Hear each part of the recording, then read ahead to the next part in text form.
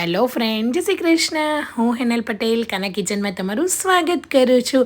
સાંજની નાની મોટી ભૂખ માટે જ્યારે આપણને કંઈક ચટપટું ખાવાનું મન થાય ને ત્યારે જરૂરથી આ સમોસા ભેળ ટ્રાય કરજો. એટલી સરસ બનીને તૈયાર થઈ જશે.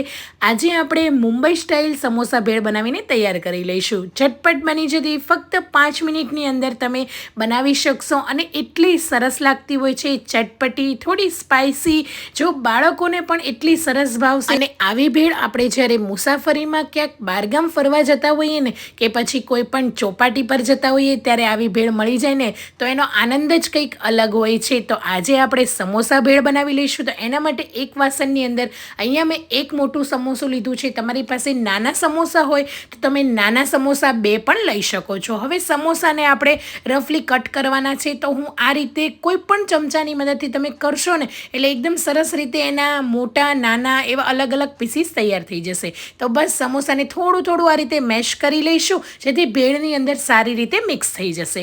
અને હવે અહીંયા એક બાઉલ જેટલા મેં કોરા મમરા લીધેલા છે. જો તમારા મમરા થોડા એવા હવાઈ ગયા હોય ને તો ગેસ પર થોડા એવા ગરમ કરી લેજો. અને અહીંયા અડધો કપ જેટલું મિક્સ ચવાણું લીધેલું છે. ચવાણું તમે કોઈ પણ લઈ શકો છો. સ્પાઇસી, ખાટું, મીઠું તમને જે પણ પસંદ હોય તમે એડ કરી શકો છો. મોટી 3 ચમચી જેટલી મગની દાળ છે. આ સોલ્ટેડ દાળ લીધેલી છે. અને મોટી 3 ચમચી જેટલી ચણાની દાળ પણ એડ કરી લઈશું.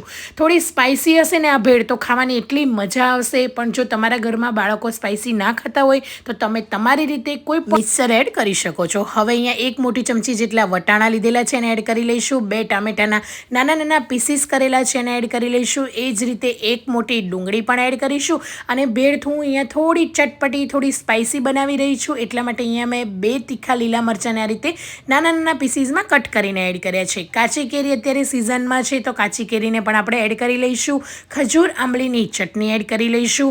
થોડી એવી ગ્રીન ચટણી, ધાણા અને ફુદીનાની, અને 1 ચમચી જેટલી લસણની ચટણી એડ કરીશું. આ ત્રણેય ચટણીનો વિડીયો મેં ઓલરેડી મારી ચેનલમાં આપેલો છે. જરૂરથી એક વખત વિઝિટ કરજો. જે ચાટવાળા બનાવે છે ને, ભેળવાળા બનાવે છે એવી જ ચટણી બનીને તૈયાર થઈ જશે. તો એક વખત તમે પણ ટ્રાય કરજો. અને મસાલા સિંગ તો આપણે અહીંયા 1 થી 2 મોટી ચમચી જેટલી મસાલા સિંગ એડ કરી લઈશું. અને થોડી એવી ઝીણી નાયલોન સેવ એડ કરી લઈશું.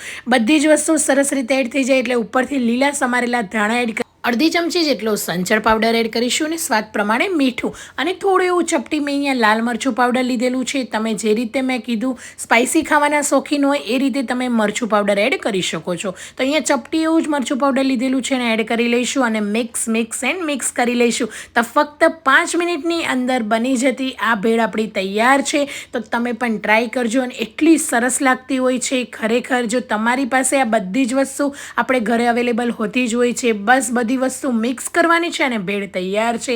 તો ભેળ તમે એમને પણ સર્વ કરી શકો છો. અને આ રીતે જે ચોપાટી પર જ્યારે બહાર મુસાફરીમાં જતા હોય છે અને ભેળવાળા જે રીતે ભેળ આપે છે ને આ રીતે પણ તમે સર્વ કરીને બાળકોને આપી શકો છો. ઘરમાં પણ એન્જોય કરી શકો છો. તો જરૂરથી તમે પણ ટ્રાય કરજો. એકદમ સિમ્પલ રીતે બની જતી ફક્ત 5 મિનિટની અંદર આ સમોસા ભેળની રેસીપી જે મુંબઈમાં ફેમસ છે, જેને ખાધી હશે ને ખબર જ હશે કે આપણને આવા કંઈક સ્ટ્રીટ ફૂડ મળી જાય ને તો એની ખાવાની મજા જ કંઈક અલગ હોય છે. એટલા ચટપટા, સ્પાઇસી અને એકદમ સરસ એવો ટેસ્ટ હોય છે. કંઈ જ એડ નથી કરતા ને તો પણ ખાવાની એટલી મજા આવી જતી હોય છે. તો તમે પણ જરૂરથી ટ્રાય કરજો અને મને કમેન્ટ બોક્સમાં જણાવજો કે આજની મારી આ રેસીપી તમને કેવી લાગી. Thank you for watching. મળીએ એક નવા વિડીયો સાથે. બાય આવજો.